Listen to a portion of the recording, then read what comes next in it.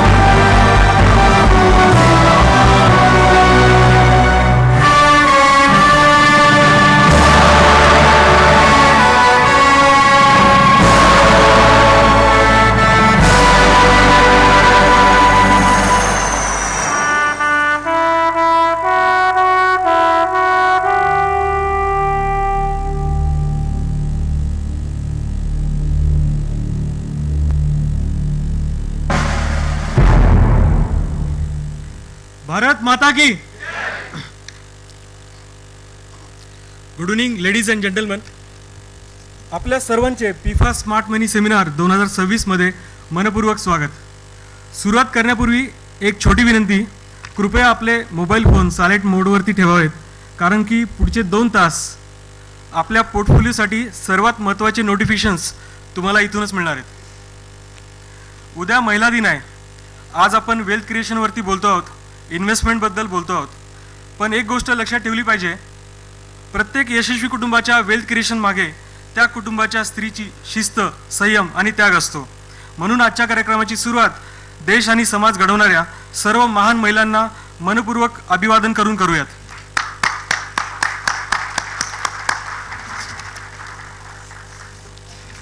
आज कार्यक्रमासाठी उपस्थित असलेले FIFA president mister Dhawal Chitre, FIFA patron आणि फिफा कोर टीम, सर्व फिफा मेंबर्स, आजच्या कार्यक्रमाला सहकार्य करणारे AMC sponsors, Kotak mutual fund, Mirae asset mutual fund, HDFC mutual fund, आजचे मान्यवर speakers mister Tejas Thakur, mister Shrinivas Khanolkar sir, mister Amit Grover, आणि सर्वात महत्त्वाचे म्हणजे वेळात वेळ काढून इथे आलेले सर्व मान्यवर गुंतवणूकदार, आपल्या सर्वांचे पुन्हा एकदा हार्दिक स्वागत.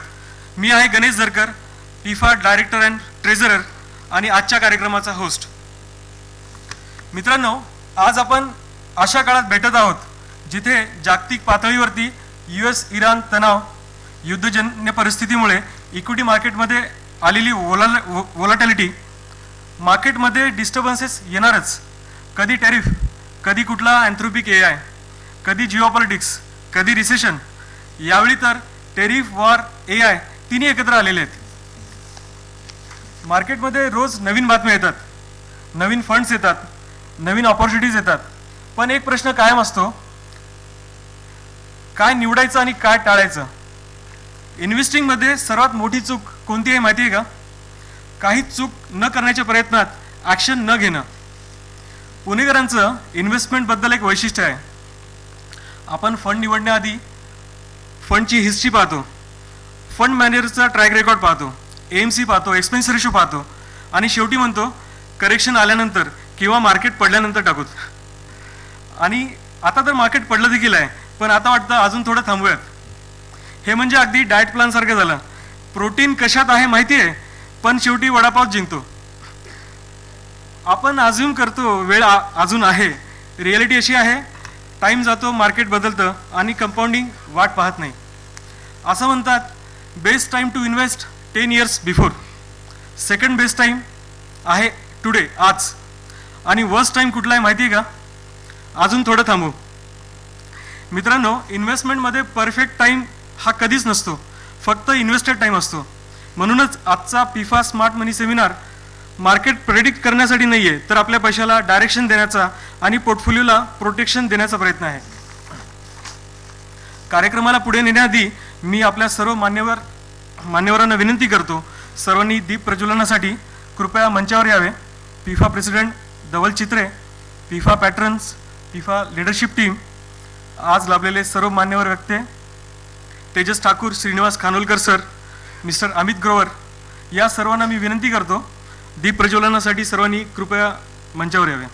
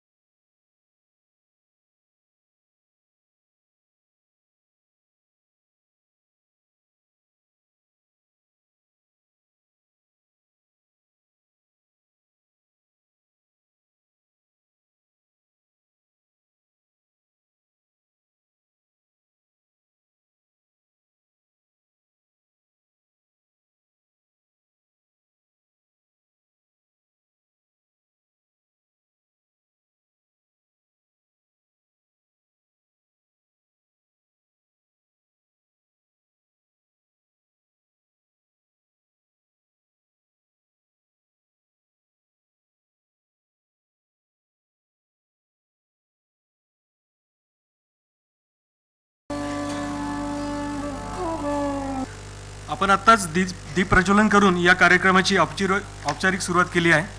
भारतीय परंपरेनुसार दीप म्हणजे ज्ञानाचा प्रकाश आणि इन्व्हेस्टिंग या जगात देखील ज्ञानाचाच प्रकाश वेल्थ क्रिएशनचा मार्ग दाखवतो. पिफा म्हणजे म्युच्युअल फंड डिस्ट्रीब्युटरची असोसिएशन. पिफाचे हे सर्व कार्यक्रम इन्व्हेस्टर एज्युकेशन आणि फायनान्शियल डिसिप्लिन वाढवण्याचं एक व्यासपीठ आहे. पिफाचा मूलभूत दृष्टिकोन आहे गुंतवणूकदारामध्ये फायनान्शियल डिसिप्लिन निर्माण करणं, त्यांच्या पोर्टफोलिओमध्ये योग्य ॲसेट अलोकेशन निर्माण राखण्यास मदत करणं, मार्केट व्हॉलॅटिलिटीमध्ये इन्व्हेस्टर कॉन्फिडन्स टिकून ठेवणं आणि सर्वात म्हणजे बिहेवियरल मिस्टेक्स टाळण्याचं मदत करणं. कारण बऱ्याच वेळा इन्व्हेस्टरचा मोठा शत्रू मार्केट नसतो, तर इमोशन असतो. आज आपल्यामध्ये इंडस्ट्रीमधील 3 अनुभवी तज्ज्ञ उपस्थित आहेत, जे आपल्याला मार्गदर्शन करणार आहेत. आपल्या पहिल्या सत्रामध्ये आपण समजून घेणार आहोत इन्कमपासून इन्व्हेस्टमेंटपर्यंत आणि इन्व्हेस्टमेंटपासून पॅसिव्ह इन्कमपर्यंतचा प्रवास. वक्ते आहेत mister Tejas Thakur, Kotak mutual fund. दुसऱ्या सत्रामध्ये आपण पाहणार आहोत असेट अलोकेशन म्हणजे वेल्थ क्रिएशनचा खरा हिरो. वक्ते आहेत श्रीनिवास खानोलकर सर, मिरा ॲसेट म्युच्युअल फंड. तिसऱ्या सत्रामध्ये आपण समजून घेणार आहोत रिटर्नच्या पलीकडे जाऊन गोल बेस्ड इन्व्हेस्टिंग का महत्त्वाचं आहे. वक्ते आहेत मिस्टर अमित ग्रोवर. कार्यक्रम पुढे सुरू करण्यापूर्वी काही छोट्या सूचना मी परत सूचना करतो. आपले मोबाईल फोन सायलेंट मोडवरती ठेवावेत. कार्यक्रमाच्या शेवटी क्वेश्चन अँड आन्सरसाठी वेळ ठेवलेला आहे, त्यामुळे Q&A आपण प्रोग्रामच्या शेवटी घेणारच आहोत. कार्यक्रमानंतर रिफ्रेशमेंट्स तसंच डिनरची व्यवस्था ग्राउंड फ्लोअरला केलेली आहे. रिक्वेस्ट आहे सर्वांनी संपूर्ण कार्यक्रमात सहभागी व्हावे, जास्तीत जास्त ज्ञानाचा लाभ घ्यावा. आणि आता पिफाबद्दल आणि पिफाच्या अपकमिंग इव्हेंटबद्दल सांगण्यासाठी पिफा प्रेसिडेंट मिस्टर धवल चित्रे यांना मी विनंती करतो, कृपया स्टेजकडे या. थँक्यू गणेशजी. नमस्कार सगळ्यांना, good evening. Pune investment and financial ambassador असोसिएशनच्या वतीने पिफा स्मार्ट मनी सेमिनारमध्ये मी धवल चित्रे आपल्या सगळ्यांचं स्वागत करतो. आज इतक्या मोठ्या संख्येने आपण सगळे उपस्थित राहिलात, विकेंड असूनही, यासाठी आपल्या सर्वांचे मनापासून आभार. वेल्थ क्रिएशनच्या या प्रवासात नॉलेज आणि राईट गायडन्स हे महत्त्वाचं असतं आणि हेच आपल्या या आजच्या स्मार्ट मनी सेमिनारचं मुख्य उद्दिष्ट आहे. मित्रांनो, पिफा गेल्या 10-11 वर्षांपासून सातत्याने इन्व्हेस्टर अवेअरनेस प्रोग्राम आयोजित करत आहे आणि या उपक्रमांमुळे हजारो गुंतवणूकदारांना योग्य आर्थिक निर्णय घेण्याची दिशा मिळालेली आहे. आणि हे काम शक्य झालेलं आहे म्युच्युअल फंड कंपन्यांचा सतत असलेला आम्हाला पाठिंबा, आपण गुंतवणूकदारांनी दाखवलेला विश्वास आणि पिफाच्या सर्व सदस्यांच्या समर्पित प्रयत्नांमुळे. आजच्या कार्यक्रमांसाठी आपल्याला 3 उत्कृष्ट वक्ते लाभलेले आहेत आणि ते आपल्याला वेल्थ क्रिएशन, ॲसेट अलोकेशन आणि लाँग टर्म इन्व्हेस्टमेंट थ्रू गोल प्लॅनिंग याबद्दल आपल्याशी चर्चा करतील आणि महत्त्वपूर्ण मार्गदर्शन करतील. मित्रांनो, आजचा काळ थोडासा वेगळा आहे. सगळीकडे आपल्याला युद्धाच्या बातम्या, अजून काय फ्युएलचे प्राइसेस वाढतील वगैरे वगैरे अशा सगळ्या काही निगेटिव्ह न्यूज किंवा नॉइजेस आपल्याकडे येत आहेत. त्या धर्तीवर मी 1-2 प्रश्न आपल्याला विचारू इच्छितो. या सगळ्या घडामोडींमुळे तुम्हाला असं कधी कधी वाटतं का की आपलं फायनान्शियल फ्युचरबद्दल थोडीशी चिंता वाटते, काळजी वाटते, असं वाटतं का कधी? हात वर करा कोणाला वाटत असेल. Yes, okay. ट्रम्प तात्या अजून काय काय निर्णय घेतील आणि त्याचा माझ्या पोर्टफोलिओवर काय परिणाम होईल अशी भीती वाटते का कोणाला? ओके. सतत दिसणारा रेड पोर्टफोलिओ असेल तर आता SIP चालू ठेवावी का बंद करावी हाही प्रश्न पडलाय का कोणाच्या मनात? अरे वा, भरपूर आहेत हात. या सगळ्या प्रश्नांचं उत्तर हो असेल तर तुम्ही आता अतिशय योग्य ठिकाणी आलेला आहात, PIFA smart money seminar. Because programmes like this are designed exactly for this purpose, to help investors to separate noise from the knowledge and make informed and wise financial decisions. मित्रांनो, मार्केटमध्ये अनसर्टनिटी कायम असते, पण या सेमिनारला येणारे investors हे confusion घेऊन नाही तर क्लॅरिटी घेऊन घरी जातात. आजचा कार्यक्रम आपल्या वेल्थ क्रिएशन जर्नीमध्ये नक्कीच एक व्हॅल्यू ॲडिशन ठरेल असा मला पूर्ण विश्वास आहे. सो सिट बॅक, लिसन केअरफुली, टेक नोट्स, फोटोज घ्या, पण ते फक्त गॅलरीपुरते मर्यादित ठेवू नका. नंतर त्याचा रेफरन्स घ्या आणि इम्प्लिमेंट करा.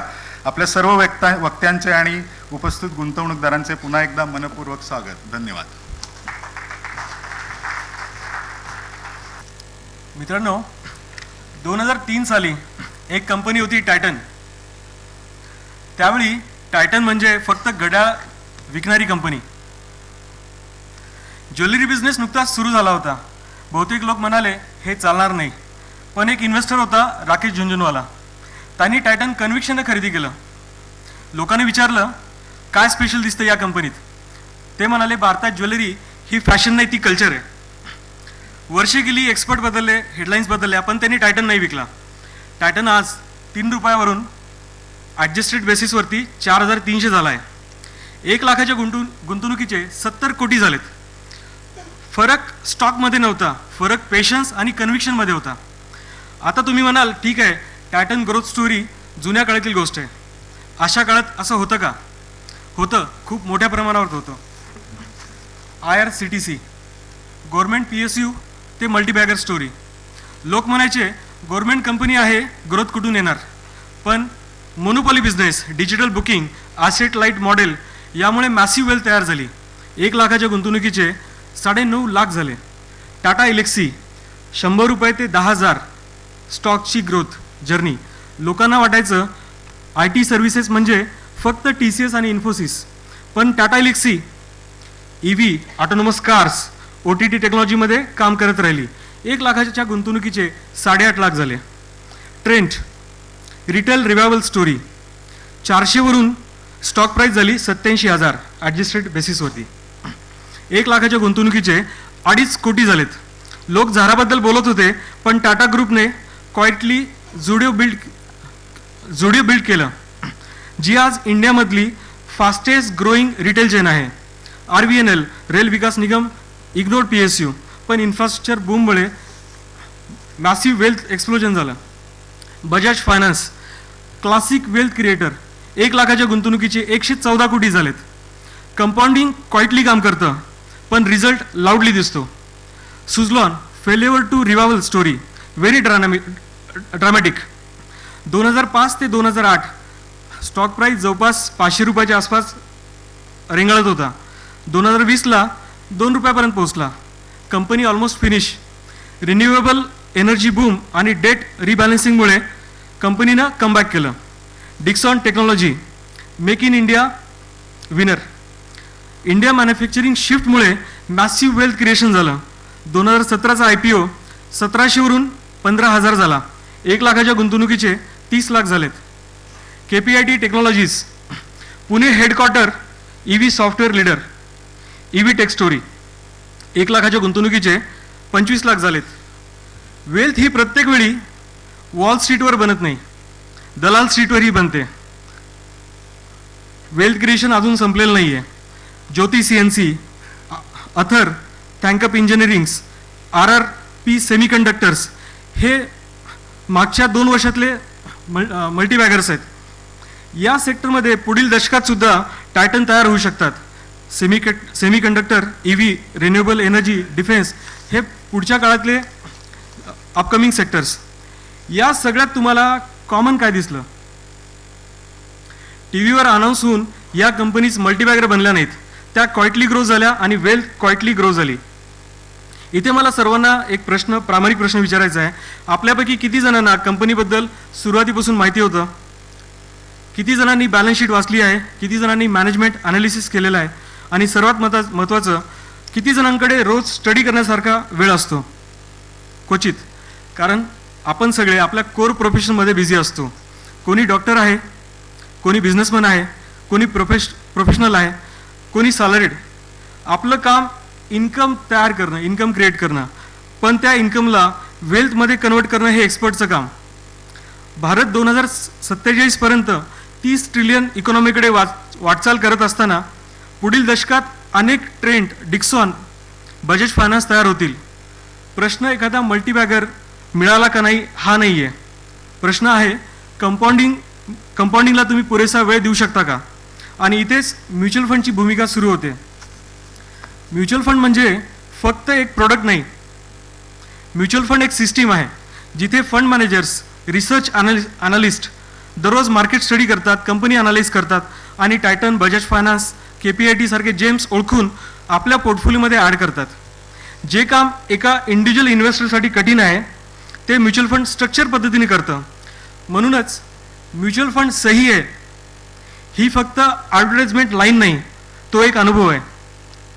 म्युच्युअल फंडमध्ये आपल्याला परफेक्ट स्टॉक निवडण्याची गरज नाही, पण परफेक्ट डिसिप्लिन ठेवण्याची गरज आहे. पुढचा टायटन कोणता असेल हे कदाचित आपल्याला माहीत नसेल, पण एक गोष्ट निश्चित आहे, आपण योग्य व्हेकलमध्ये बसलेलो असू आणि आपले लाईफ गोल्सपर्यंत पोहोचणं निश्चित असेल. आणि आज या प्रोग्राममध्ये येऊन आपण त्या प्रवासाचं तिकीट देखील काढलेलं आहे. इन्कमपासून इन्व्हेस्टमेंटपर्यंत आणि इन्व्हेस्टमेंटपासून पॅसिव्ह इन्कमपर्यंत हा प्रवास कसा करायचा या महत्त्वाच्या विषयावर आपल्याला मार्गदर्शन करण्यासाठी आपल्यामध्ये उपस्थित आहेत कोटक म्युच्युअल फंडचे अनुभवी वक्ते तेजस ठाकूर सर.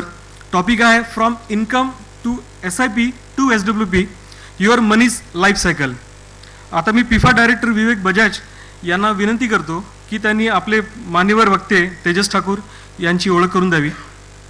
विवेक बजाज सर, कृपया मंचावर या.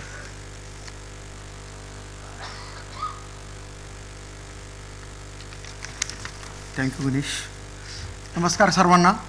आज मी अशा एका वक्त्याचा इंट्रोडक्शन करण्यासाठी आज तुमच्यासमोर उभा आहे. तेजस ठाकूर सर. तेजस ठाकूर सरांना या इंडस्ट्रीमधला तब्बल 19 वर्षाचा प्रदीर्घ अनुभव आहे. त्याचप्रमाणे ते सेल्स ट्रेनर आहेत आणि प्रोडक्ट स्पेशलिस्ट आहेत. आज आपण त्यांना ऐकणार आहोत. परत ते फायनान्शियल इंडस्ट्रीमध्ये म्हणजे त्यांचा फार मोठा एक्सपिरियन्स आहे. त्याचप्रमाणे ते चार्टर वेल्थ मॅनेजर आहेत, सर्टिफाईड फायनान्सर प्लॅनर आहेत, सर्टिफाईड इनोव्हेशन मॅनेजमेंट ट्रेनर आहेत. अशा पद्धतीने त्यांचा फार मोठा ह्या क्षेत्रामधला प्रदीर्घ दांडगा अनुभव आहे. आज आपण त्यांना खास मुंबईहून आज आपण इथं बोलवलेलं आहे. आज सर्वांनी आज त्यांच्यासाठी जोरदार टाळ्या वाजवा. आणि डेफिनेटली आज तुम्हाला काही ना काही आज चांगलं मार्गदर्शन त्यांच्याकडनं मिळणार आहे, जेणेकरून की आज या इंडस्ट्रीमध्ये ज्या घडामोडी होत आहेत त्याच्यामध्ये तुम्हाला एक चांगला कॉन्फिडन्स येईल. तर मी आय रिक्वेस्ट तेजस सरांना मी रिक्वेस्ट करतो की त्यांनी येऊन सर्वांना मार्गदर्शन करावं. Thank you. Good evening everybody.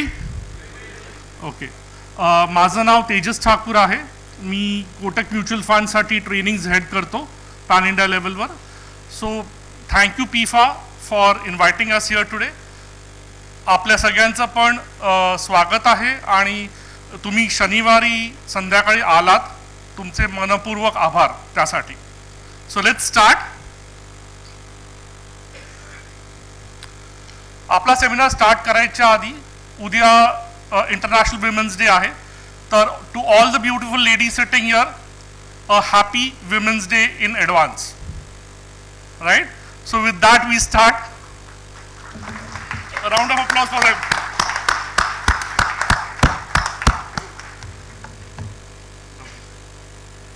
So, माझा जो टॉपिक आहे that is salary to SIP to corpus आणि मग कॉर्पस टू SWP. काय आहे ते आपण डिटेलमध्ये बोलूया आता.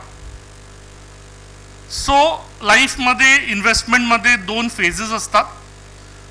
एक अक्युमुलेशन फेज असते ज्याच्यामध्ये आपण पैसे गोळा करतो, सेव्ह करतो, अर्न करतो, सेव्ह करतो आणि ग्रो करतो ते पैसे. आणि त्याच्यानंतरची दुसरी फेज येते जी डिस्ट्रीब्युशनची फेज येते. डिस्ट्रीब्युशनच्या फेजमध्ये आपणच गोळा केलेले पैसे आपल्या स्पाऊसच्या रिटायरमेंट नीड्ससाठी, एक्सपेन्सेससाठी वापरतो आणि मग जे उरतील ते आपण वाया एस्टेट प्लॅनिंग, आपण आपल्या जे क्लोज वन्स आहेत, फॅमिली मेंबर्स, मुलं वगैरे, त्यांना आपण ते डिस्बर्स करतो. फोकस नॉर्मली सगळ्यांचा अक्युमुलेशन फेजवर असतो आणि फार कमी वेळेला तो फोकस डिस्ट्रीब्युशन फेजवर असायला असतो. Right?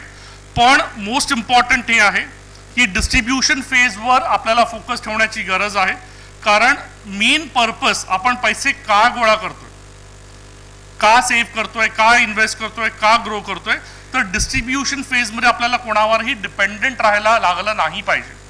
That is the main purpose. तो फोकस तिकडे आला पाहिजे आपल्याला. ठीक आहे?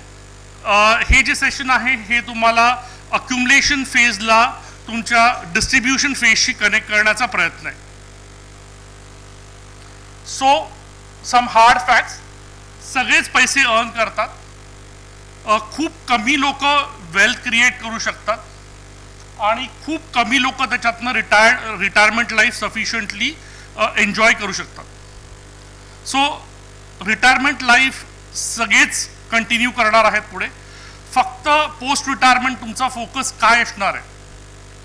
पैसे कसे कुठे कमी वापरायचे, पैसे कुठे कसे वाचवायचे, कसं रॅशनलायझेशन करायचं, कसं आपला खर्च कमी करायचा, त्याच्यावर तुमचा फोकस असणार आहे की बिंदासपणे लाईफ आपण फुल टू एन्जॉय करायची.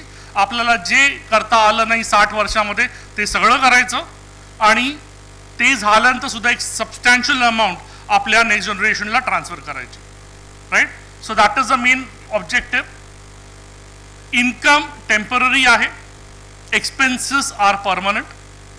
Retirement life is long. असं जर तुम्हाला वाटलं की मी 60ला रिटायर होणार आणि 65ला वरती जाणार, असं काहीही होत नाही. Right? Medical science is so advance आजच्या तारखेला की they will keep you alive till a very very long period of time. Okay? आणि प्लॅनिंग करायचं की नाही करायचं हा तुमचा पर्सनल वैयक्तिक प्रश्न आहे, तो तुम्ही आन्सर करा तुमच्यासाठी. पण जर नाही केलं प्लॅनिंग प्रॉपरली तर त्याचे जे कॉन्सिक्वेन्सेस आहेत ते तुम्हालाच आणि तुमच्या लव्ड वन्सलाच भोगावे लागणार आहेत. सो लेट्स अंडरस्टँड दिस आणि त्याच्यासाठी retirement planning becomes very very important.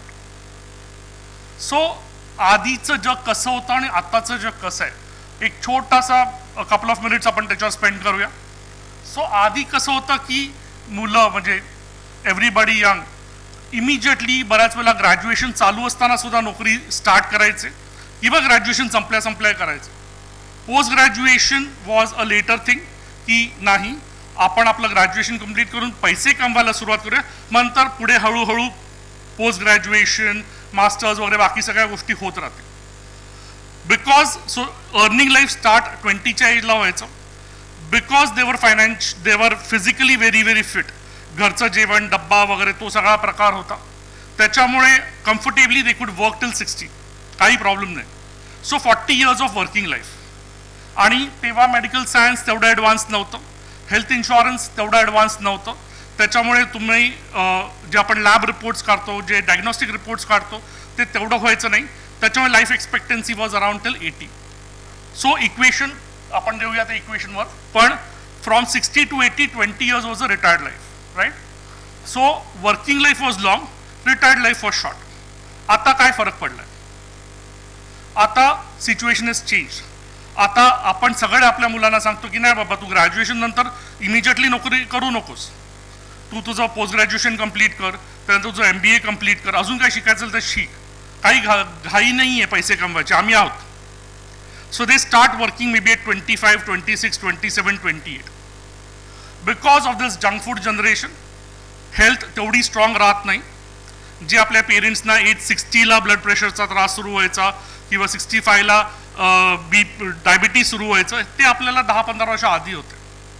So if you ask anybody in the corporate world today, कोणी तुम्हाला सांगणार नाही की आम्हाला 60-62 पर्यंत काम करायचं आहे. एव्हरीबडी विल से की आम्हाला लवकर रिटायर व्हायचं आहे. सो 55 इकडे आपण अज्युम करून चालूया, right? So the working life has reduced by 10 years, 25 to 55. Medical science advance होत चाललंय, त्याच्यामुळे लाईफ एक्सपेक्टन्सी पुढे जाते. So that we are expecting to be around 85 or even 90 for that matter in today's world.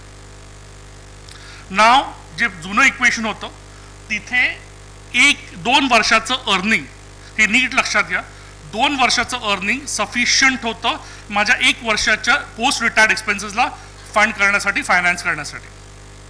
Because 40:20 हा ratio होता. आता ratio काय झालाय? 30:30. म्हणजे 1 वर्षाचं अर्निंग किंवा saving should be there for 1 year's expenses. म्हणजे माझा जो 1 वर्षाचा पोस्ट रिटायरमेंट एक्सपेन्स असणार आहे त्याचं फायनान्सिंग कुठून होणार? माझ्या 1 वर्षाचं सेव्हिंग म्हणणं, तेवढं जास्ती सेव्हिंग झालं पाहिजे. So things are becoming difficult now, right? So post retirement life is going to be long, but the income has to be generated in advance. म्हणजे त्यासाठी सेव्हिंग जे आहे ते ॲडव्हान्समध्ये जनरेट करायला पाहिजे, ठीक आहे? इन्फ्लेशन हा एक जो प्राणी आहे तो सगळे ओळखतात, ठीक आहे? पण आपण इन्फ्लेशन म्हणतो की चलो 7%, 7.5%, 6.5%, whatever we say. Normally जेव्हा मी इन्फ्लेशन कॅल्क्युलेट करतो तेव्हा मी कधीही जे पेपरमध्ये येतं, जे न्यूजमध्ये येतं ते इन्फ्लेशन नाही काउंट करत. जे माझ्या घरी येतं इन्फ्लेशन ते मी काउंट करतो. मागच्या वर्षी तांदळाचा भाव काय होता, गव्हाचा भाव काय होता, यावर्षी काय आहे, has it increase by 6%? If yes then मी 6% कन्सिडर करीन. पण ते तसं नॉर्मली होत नाही, बाकीच्या गोष्टी पण ॲड होतात. आणि तुम्ही पुण्यामध्ये राहताय तर लाईफस्टाईल रिलेटेड इन्फ्लेशन पण त्याच्यात ॲड होतं. सो नेट आपण 7.5 पकडूया. एक सिम्पल मॅथ इथे तुम्हाला दाखवतो, जे यंगर जनरेशन आहे. So let's say 1 lakh rupees is your expenses, okay?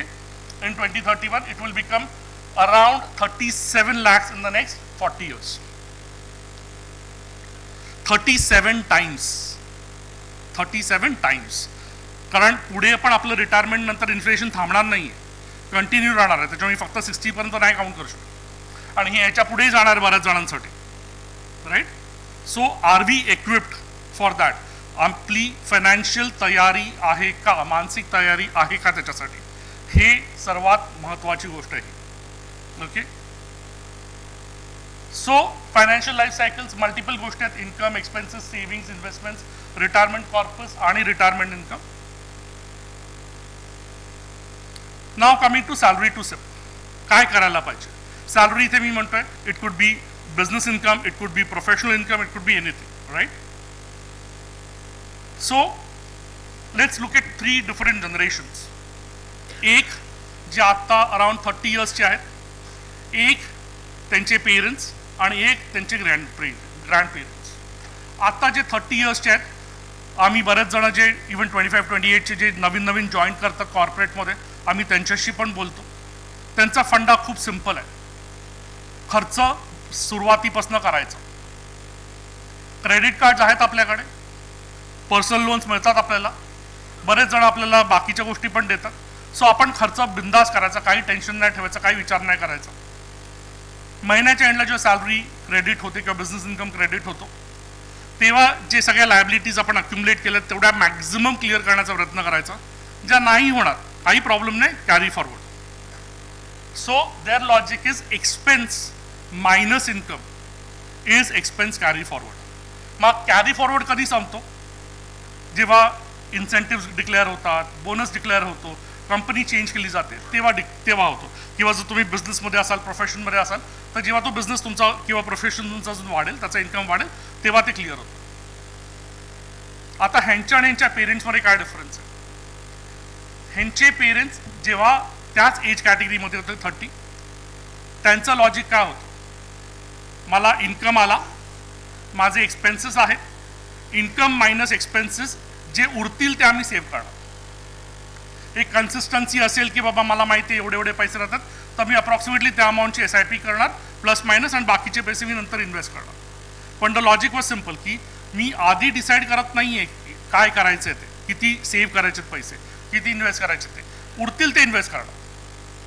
We were better off as compared to the current generation.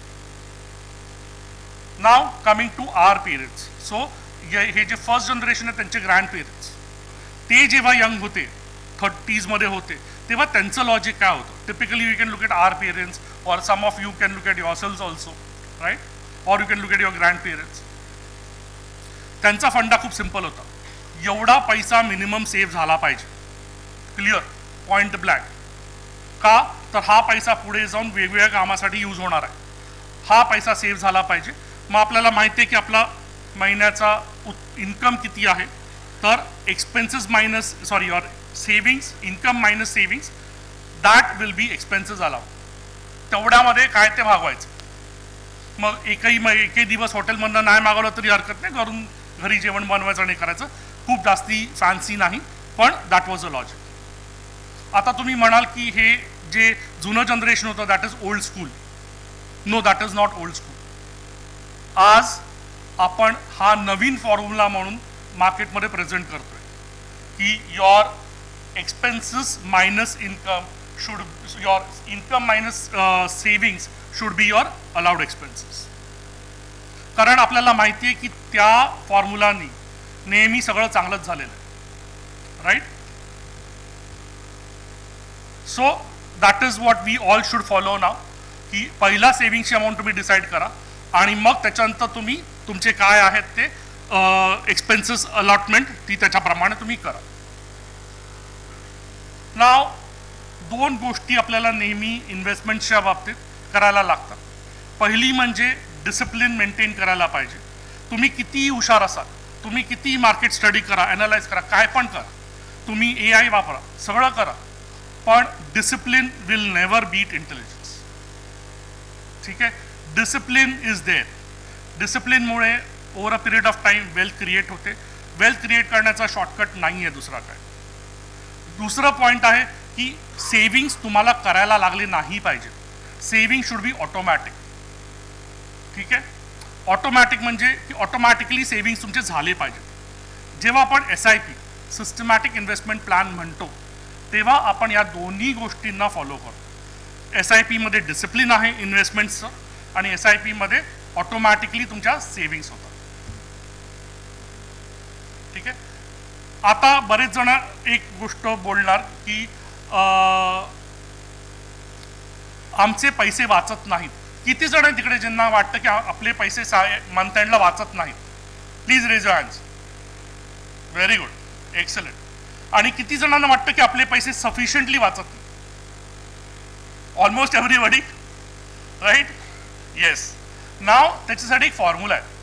We call it 50-20-30 rule. आपण काय तो बघूया. हा जर तुम्ही अचीव्ह केलात तर तुमचं फायनान्शियल डिसिप्लिन ऑटोमॅटिकली येणार आणि तुमची वेल्थ क्रिएट होणार. तुम्हाला जेवढी पाहिजे तेवढी I can give it to you as an assurance. ठीक आहे? पण हा फॉलो करणं तेवढं सोपं नाही आहे. 50-20-30 रूल म्हणतं की तुमचे जे नीड्स आहेत that should be 50% of your total net post tax income. Salary, business, profession सगळ्यामध्ये इन्क्लूड होतं.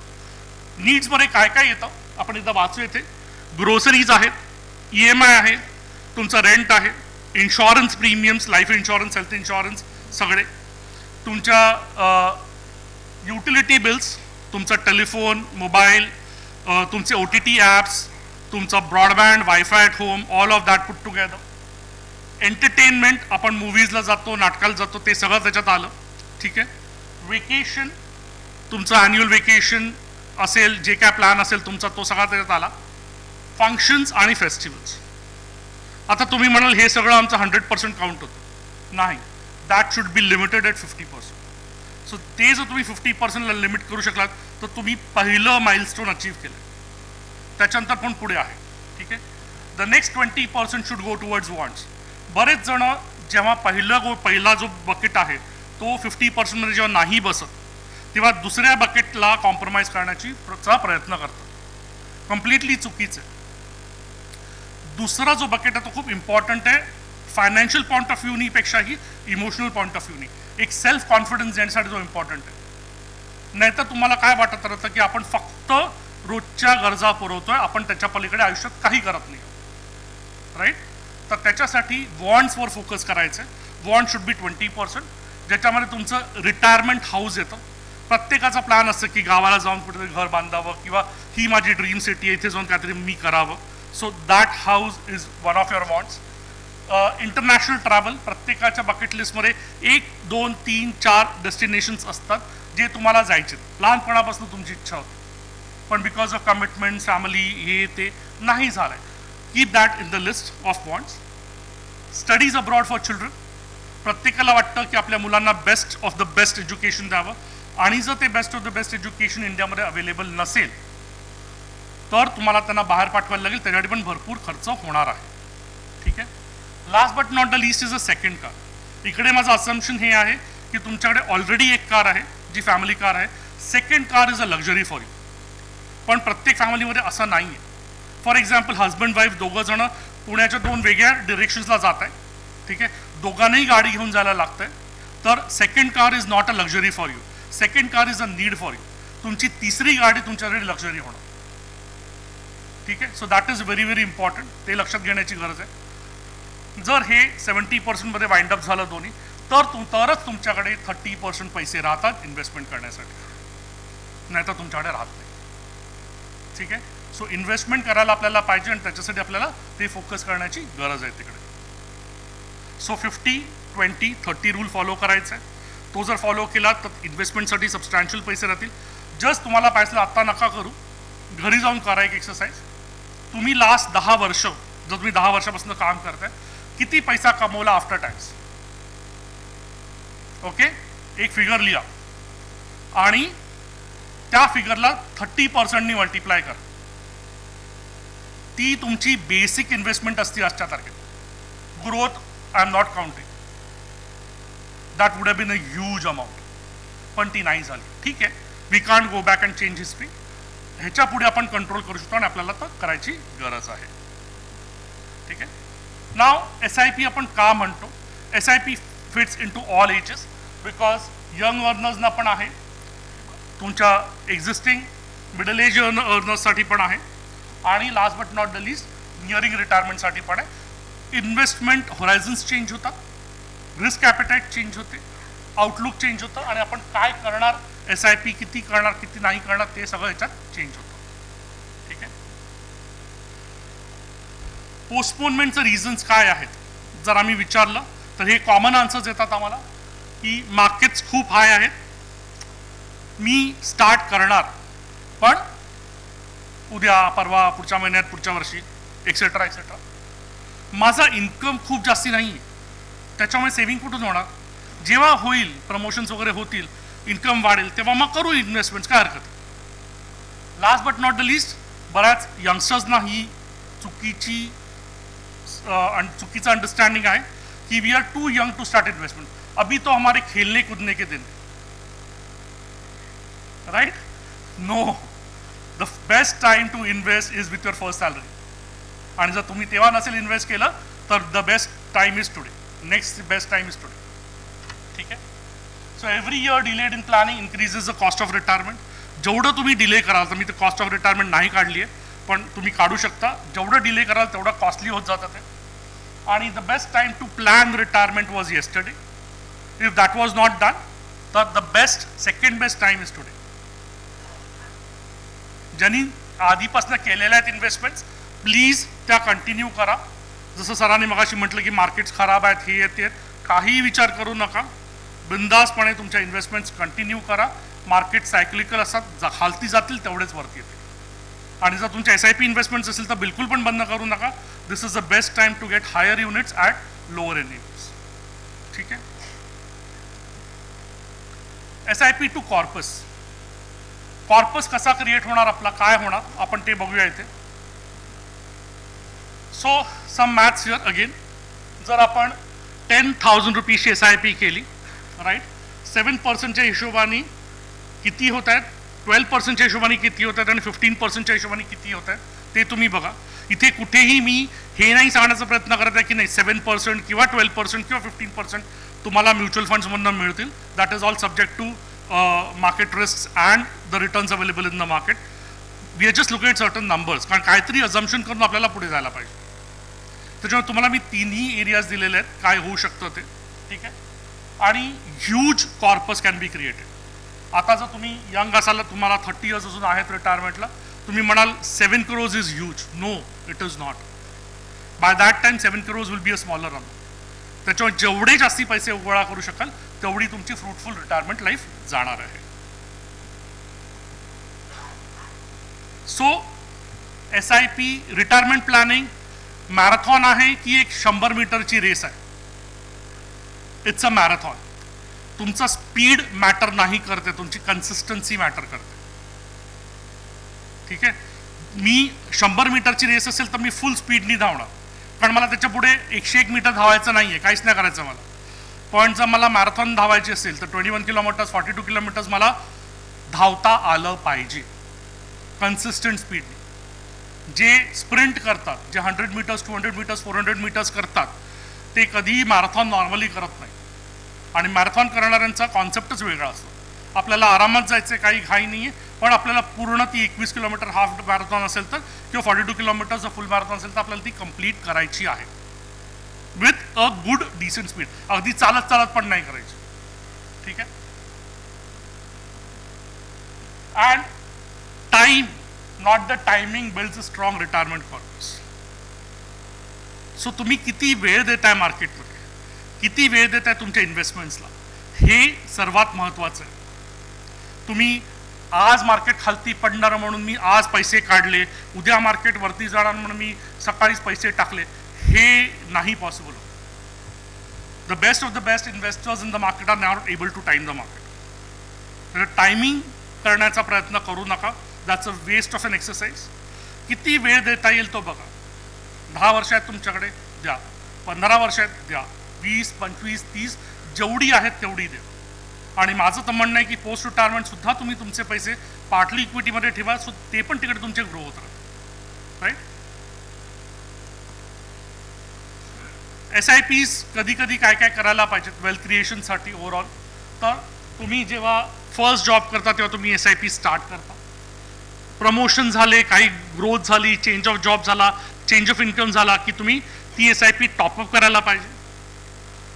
वेडिंग आहे त्याच्यासाठी हाय व्हॅल्यू SIP, म्हणजे यंगस्टर्सच्याबद्दल बोलतोय. तुमचं लग्न झालं की रिस्पॉन्सिबिलिटीज वाढतात, फायनान्शियल कमिटमेंट्स वाढतात. त्याच्यामुळे SIP कमी न करता उलट पुढचा विचार करून त्या SIPs तुम्हाला अजून वाढवायला पाहिजे. मुलीचा जन्म झाला की एक फ्रेश SIP त्यांच्या शिक्षणासाठी इमिजिएटली चालू करा. मोठा झाल्यानंतर करू वगैरे नाही, इमिजिएटली फर्स्ट जे तुम्हाला नेमिंग सेरेमनी असेल त्या दिवसापासून तुम्ही स्टार्ट करा. मग हे पैसे आपण कशाला वापरतो तर चाइल्ड ग्रोथ, चाइल्ड एज्युकेशनचं जेव्हा ड्यू येईल तेव्हा याच पैशातनं पैसे बाहेर काढा आणि ते वापरा. लग्न जेव्हा येईल मुलांचं तेव्हा त्याच पैशातनं पैसे बाहेर काढून ते वापरा. आणि मग बाकी सगळे तुमचे रिटायरमेंटचे पैसे त्याच्यातनं SWP which is a systematic withdrawal plan करा, सो दॅट एक मंथली इन्कम तुम्हाला मिळत राहतो post your retirement life, in your retirement life. Corpus to SWP आपण जर बोलायला गेलो तर the reality of the after life is income रिटायरमेंटमध्ये बंद होतो, एक्सपेन्सेस बंद होत नाहीत. एक्सपेन्सेस बंद होत नाहीत आणि इन्फ्लेशन पण बंद होत नाही. आपल्याला त्याची सोय करायची. आज मी धडपड करून जास्ती मेहनत करून जास्ती पैसे कमवू शकतो, आफ्टर अ पर्टिक्युलर एज मी काही नाही करू शकतो. So my income will stop, पण एक्सपेन्सेस कंटिन्यूड राहणार. मेडिकल एक्सपेन्सेस कसे वाढतात ते मला तुम्हाला सांगायची गरज नाही आहे. आणि इन्फ्लेशन कीप्स हिटिंग ऑलवेज. आणि ते पोस्ट रिटायरमेंट पण तेवढंच जास्त हिट होणार. सो SWP आपण काय म्हणतोय की सिस्टमॅटिक विड्रॉल्स आहेत, रेग्युलर कॅश फ्लोज तुम्हाला मिळू शकतात, फ्लेक्झिबल आहे, कम्फर्टेबल आहे, तुम्ही ऑटो सेटिंग करू शकता तुमच्या अकाउंटमध्ये, रेग्युलरली तुमच्या अकाउंटमध्ये पैसे क्रेडिट होतील जे तुमच्याच इन्व्हेस्टमेंट अकाउंटमधनं बाहेर निघतील मंथ ऑन मंथ बेसिसवर, जी तुम्ही अमाऊंट स्टिप्युलेट केली आहे ती. प्लस फ्लेक्झिबल आहे, कधी तुम्हाला कमी पाहिजे जास्ती पाहिजे तुम्ही ते ॲडजस्ट करू शकता. आणि मोस्ट इम्पॉर्टंट पार्ट जे ट्रेडिशनल रिटायरमेंट स्कीम्समध्ये नाही आहेत ते तुमचे जे बाकीचे पैसे आहेत ते सगळेचे सगळे पैसे इन्व्हेस्टेड राहतात आणि मार्केटप्रमाणे ग्रो होतात. सो हा विचार करू नका की इक्विटी आहे थोडा रिस्क आहे थोडीशी रिस्क, पण ती रिस्क कशी मॅनेज करायची, भरपूर ॲडवायझर्स इथे बसलेले आहेत, यू कॅन टेक दर help, they help you out की ते कसं मॅनेज करायचं, ती रिस्क मिटिगेट करता येते, no issues on that, right. So retirement planning जर आपण म्युच्युअल फंड्सच्या थ्रू करत असलो तर आपल्याला काय काय ऑप्शन्स आहेत. म्युच्युअल फंड्स काही स्कीम आहेत ज्या 100% तुम्हाला इक्विटी एक्सपोजर देऊ शकतात, पूर्णच्या पूर्ण तुमचे पैसे इक्विटीमध्ये जाऊ शकतात. देर आर स्कीम्स जे तुम्हाला 100% डेटमध्ये इन्व्हेस्टमेंट देऊ शकतात, म्हणजे तुमचा एकही पैसा इक्विटीमध्ये न जाता सुद्धा तुम्ही म्युच्युअल फंडमध्ये निवेश करू शकता फॉर अ रिटायरमेंट पर्पसेस. आणि बॅलन्स जे तुमचं combination of equity and debt येतं, ठीक आहे, ते पण तुम्हाला मिळू शकतं. विड्रॉल्स फ्लेक्झिबल आहेत, जे तुम्हाला मगाशी पण मी सांगितलं की तुम्हाला जर कधी कमी पैसे पाहिजेत तर तुम्ही कमी पैसे काढू शकता, जर तुम्हाला पाहिजे जास्ती पैसे लागणार आहेत तर तुम्ही तसे करू शकता. All of that can be done. Increasing withdrawals is possible. जर तुम्हाला वाटलं की इन्फ्लेशन हिट करते, तुमचे एक्सपेन्सेस खूप जास्त आता वाढायला लागलेले आहेत, तुम्हाला you want to take care of it, तर तुम्हाला थोडे जास्ती पैसे पाहिजेत तर तुम्ही इन्फ्लेशन ॲडजस्टमेंट पण तुम्ही करू शकता, ठीक आहे, तुमचे विड्रॉल्स ॲडजस्ट करून. आणि मोस्ट इम्पॉर्टंट थिंग, सर्वात महत्त्वाची जी गोष्ट आहे ती हे सगळं करण्यासाठी तुम्ही एकटे, भलेही तुम्ही किती पण क्वालिफाईड असाल, एज्युकेटेड असाल, पण हे सगळं करणं हे तुमच्या एकट्याचं काम नाही आहे, तुम्हाला ॲडवायझरची गरज आहे. कारण पैसे इक्विटीपासून डेटमध्ये शिफ्ट करायला लागतात, ते कधी आणि किती करायचे हे माहिती पाहिजे, ठीक आहे, त्याच्यातनं मंथली बेसिसवर विड्रॉल करायचे, ते किती आणि कसं करायचं तुम्हाला माहिती पाहिजे, त्याच्यावर टॅक्स इन्सिडन्स नाही झाला पाहिजे, या मिनिमम टॅक्स इन्सिडन्स झाला पाहिजे. हे सगळ्या गोष्टी ज्या आहेत त्या थोड्याशा कॉम्प्लिकेटेड आहेत. त्याच्यासाठी तुमचा जो ॲडवायझर आहे, म्युच्युअल फंड डिस्ट्रीब्युटर जो आहे इथे आलेला तुमच्यावर, त्यांची मदत घ्या, ते तुम्हाला व्यवस्थित मार्गदर्शन करतील आणि तुम्हाला काहीही त्याच्यासाठी बघायची गरज नाही आहे, सगळं ऑटोमेट होईल. तुम्ही जी सांगताय ती अमाऊंट ऑटोमॅटिकली तुमच्या अकाउंटमध्ये दर मंथला तुम्हाला क्रेडिट झालेली दिसेल, मग तुम्ही त्याच्यातनं तुमचे पैसे यूज करा. रिटायरमेंट प्लॅनिंगचं पण जर गोष्ट करायला गेलो तर आपण इन्व्हेस्टमेंट्स करतो, ते इन्व्हेस्टमेंट्स एक रिटायरमेंट कॉर्पस क्रिएट करतात, त्या रिटायरमेंट कॉर्पसमधनं आपण विड्रॉल्स करतो, ठीक आहे. आता इथे जस्ट एक एक्झाम्पल दिलेलं आहे, आपण 10,000ची SIP असेल तर काय होतं, अराउंड जर आपण 15 इयर्सची इन्व्हेस्टमेंट असेल माझी तर अराउंड 47 lakhs क्रिएट होतात at the rate of 12% per annum. ते जर मी पुढे एक बॅलन्स फंडमध्ये किंवा कुठेही जिथे मला 9%चा रिटर्न मिळतोय तिकडे डिप्लॉय केले तर मला अराउंड 36,000चा मंथली इन्कम येतो. Obviously that income is small, पण लक्षात घ्या की आपली इन्व्हेस्टमेंट फक्त 15 वर्षाची आहे, रिटायरमेंटसाठी फक्त 15 वर्षाची इन्व्हेस्टमेंट सफिशियंट नाही आहे. I will not move to everything, directly आपण लास्ट याला पोहोचूया. 25 इयर्स. 25 इयर्समध्ये हीच 10,000ची SIP तुम्हाला 1.70 crores क्रिएट करून देते आणि त्याच्यातनं जर तुम्ही ती 9%ला डिप्लॉय केली तर तुम्हाला मंथली विड्रॉल जे येतात pre tax that is around 1.31 lakh rupees. आजच्या तारखेला पण पुण्याला आपण 1.31 lakh rupees per month residual इन्कममधनं सबस्टॅन्शियली आपण राहू शकतो, ठीक आहे. So this is the main math which is there. Retirement planning is not about returns alone, it is about sustainable income. आपण फक्त रिटर्नच्या मागे जाऊन काहीही फायदा नाही, पण रिटर्न्स तर आपण आपल्या अक्युमुलेशन फेजमध्ये क्रिएट करतोच आहोत, पण तो इन्कम सस्टेन झाला पाहिजे, कॅपिटल इरोजन नाही झालं पाहिजे, ते खूप महत्त्वाचं राहतं या केसमध्ये, राईट. सो एक स्टडी इन्कम आपल्याला मिळाला पाहिजे, ज्याच्यामध्ये माझा बेसिक कॉर्पस पण माझा ग्रो होतोय आणि मला एक सबस्टॅन्शियल अमाऊंट पण मिळते विच इज डिसेंट इनफ, ज्याच्याने मी माझी रिटायर्ड लाईफ व्यवस्थितपणे जगू शकतो. एक छोटंसं एक्झाम्पल इथे. सो एक नेहमी डिबेट असतो की पोस्ट रिटायरमेंटचे पैसे कशात टाकायचे. इक्विटीमध्ये टाकायचे की डेटमध्ये टाकायचे की बॅलन्समध्ये टाकायचे की फिक्समध्ये टाकायचे, सेव्हिंग्समध्ये टाकायचे, काय करायचं? 4 different scenarios have shared here. ठीक आहे. The last is at a return of around 6%, second last is around 9%, हा 12% आणि हा 15% आहे. Let's look at it one by one. 6% I wouldn't advise. That is only for those people ज्यांनी sufficient wealth create केलेली आहे, ज्यांचा फक्त पैसा तसाच्या तसा राहिला तरीसुद्धा रिटायरमेंट आरामात होऊ शकते. पण most of us are not in that category. So that let's remove. राहिलं फर्स्ट वन 15% रिटर्न्स, म्हणजे तुम्ही थोडं रिस्क घेताय, थोडी जास्ती रिस्क घेताय, आणि for a post retired life that risk is a little हाय.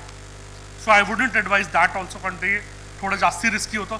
जर आत्ता जसे मार्केट्स कोलॅप्स झाले किंवा कोविडमध्ये जसं कोलॅप्स झालं होतं आणि 2-3 वर्ष तसे राहिले तर तुमचं भरपूर कॅपिटल इरोजन होऊ शकतं. म्हणजे तुमच्या जी मुद्दल आहे त्याच्यातनं पैसे भरपूर निघू शकतात आणि that can be problematic for a post retired life. मग राहिले मधले 2 ऑप्शन्स. ठीक आहे. Normally people would advise the last but second option, जे 9% रिटर्न आहे, which is typically the return of a balance fund और इक्विटी डेटचं बॅलन्स आपण जर केलं 60-40, 70-30, तर तुम्हाला साधारणतः तो रिटर्न येतो. Now that is good, but त्याचा इन्कम बघा तुम्ही तर 54,000 आहे for a 2 crore investment. 2 crore of retirement कॉर्पससाठी अराउंड 54,000चा त्याचा तुम्हाला मंथली आउटफ्लो येणार आहे. त्याच्या अगेन्स्ट जर तुम्ही थोडंसं रिस्क घेतलीत आणि you deployer money at the rate of around 12%, म्हणजे थोडेसे जास्ती 13-14%ला काही पैसे, काही 9-10%, 8 to 9%ला काही पैसे, आणि ते तुम्ही बॅलन्स आउट केलं तर ॲव्हरेज रिटर्न जर तुम्हाला 12% मिळाला, तर ज्या सेकंडलाच केसमध्ये तुमचा 54,000 होतो मंथली इन्कम, ते इथे एक्झॅक्टली ऑलमोस्ट डबल होते, 1 लाखच्या रेंजवर जाते. सो एवढं पण आपल्याला लक्षात ठेवायचं की आपल्याला अगदीच सेफ नाही खेळायचं, कारण अगदीच सेफ करून जर रिटायर्ड लाईफ कॉम्प्रोमाइज होणार असेल तर त्याचा काही फायदा नाही. त्याच्यावर थोडीशी कॅल्क्युलेटेड रिस्क तुम्ही तिकडे घेऊ शकता. खूप जास्त रिस्क मी म्हणत नाही आहे. तुमचे ॲडवायझर्स आहेत जे तुम्हाला प्रॉपर गाईड करतील की तुमच्यासाठी कस्टमाइज्ड काय ती रिस्क रिटर्न रेशो असू शकतो किंवा काय इक्विटी डेट रेशो असू शकतो. दे हॅव सफिशियंट नॉलेज, ते तुम्हाला त्याच्यावर व्यवस्थितपणे गाईड करते. ठीक आहे. So final some concluding statements. You don't retire on a date, you retire on a strategy.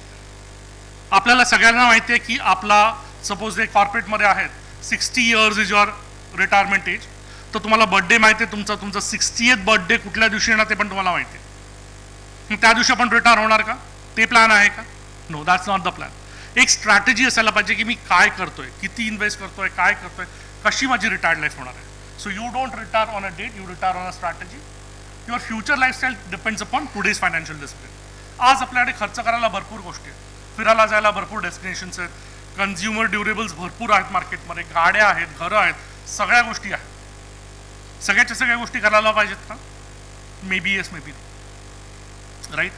तुम्ही जर इन्व्हेस्ट जे डिसाईड केलंय ते जर तुम्ही इन्व्हेस्ट करताय तर त्याच्यानंतर तुम्हाला पाहिजे ते करा तुम्ही.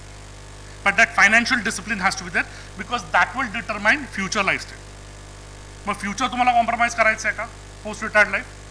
तर द आन्सर इज नो. आता थोडंसं तुम्हाला ॲडजस्ट करायला लागणार आहे. ठीक आहे. Living longer is a blessing. सगळ्यांनी इकडे 90-100 गाठावी अशी इच्छा आहे, पण ती इच्छा जर तुम्ही फायनान्शियली इंडिपेंडेंट असाल, फायनान्शियली स्टेबल असाल तर तुमच्यासाठी ते एक ब्लेसिंग आहे, नाही तर ते नाही. Right. So living longer is a blessing only if your finances are there for a long period. Right. Well planned retirement lets you choose how you spend your money, not spend your time, not your money.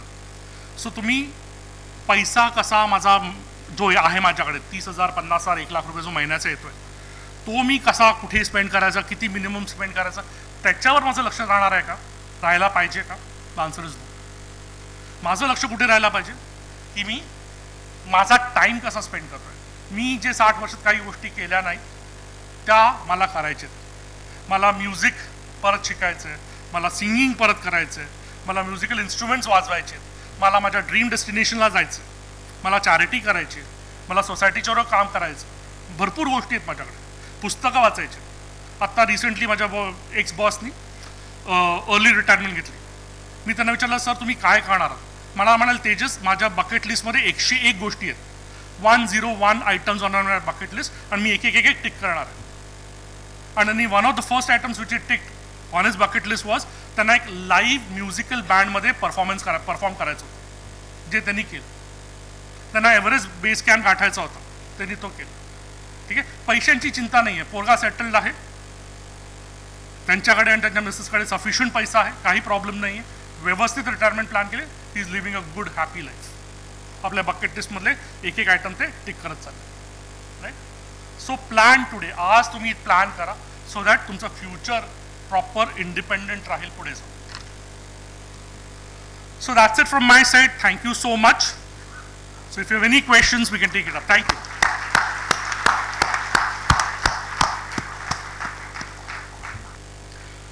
Sir, आपल्या बहुमूल्य मार्गदर्शनाबद्दल आभार. आज बरेचसे important takeaway आपण घेतलेत या सेशनमधून. त्यापैकी काही महत्त्वाचे ज्या 2-3 गोष्टी सरांनी सांगितल्या, 50-20 आणि 30चा rule, investment should be automated. Salary credit झाली की सिप डेबिट झालीच पाहिजे, कारण की सॅलरी आपल्याला 30 वर्ष काम देते, पण इन्व्हेस्टमेंट आपल्यासाठी आयुष्यभर पुरतं. Salary stops one day but investment works for ever. त्यामुळे लाईफ इव्हेंट्सला SIP टॉपअप करणं, या सगळ्या गोष्टी आपण करू शकतो. Thank you sir. आता मी आपले पिफा पॅटर्न भूषण महाजन आणि पिफा प्रेसिडेंट धवल चित्रे यांना विनंती करतो, कृपया मंचावर येऊन आपले वक्ते तेजस ठाकूर सरांचा सन्मान करावा.